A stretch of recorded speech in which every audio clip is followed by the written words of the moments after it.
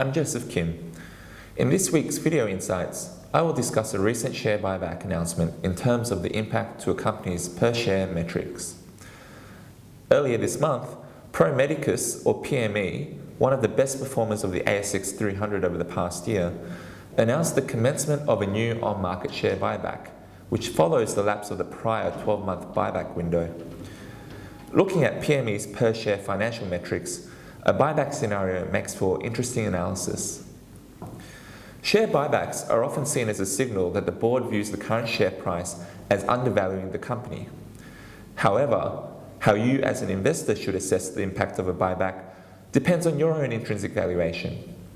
For example, if the share price is above your assessed valuation, buying back shares at today's price is dilutive to your valuation, and vice versa.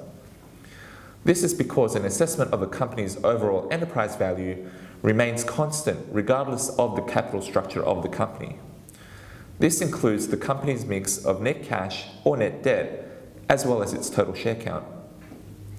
While intrinsic valuations are subjective, assessing the impact on financial ratios is much more objective.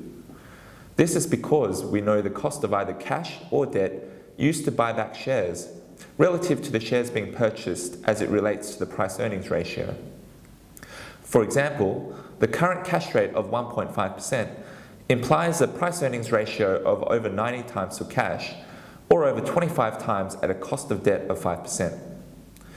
As a rule of thumb, buying back shares trading at a lower PE ratio than the alternative of either cash or debt leads to earnings per share accretion. The following Bloomberg screenshot shows the consensus earnings estimates for PME's earnings for the next 3 years. Based on these numbers, PME is trading on a PE ratio of 99 times in 2019, which falls to 79 times in 2020. Despite a historically low cash rate of 1.5%, any buyback using PME's surplus cash balance may actually result in price earnings dilution given its lofty 99 times PE. It is also important to note, however, that PME's PE ratio falls to 79 times given the growth of the business. There are alternative uses to surplus capital, including returning it to shareholders in the form of dividends, or for any potential acquisitions which may be more accretive. Given the current per share financial metrics, it is understandable that the management of PME have yet to commence buying back shares on market. That's it for this week's video blog, and remember to follow us on Facebook and Twitter.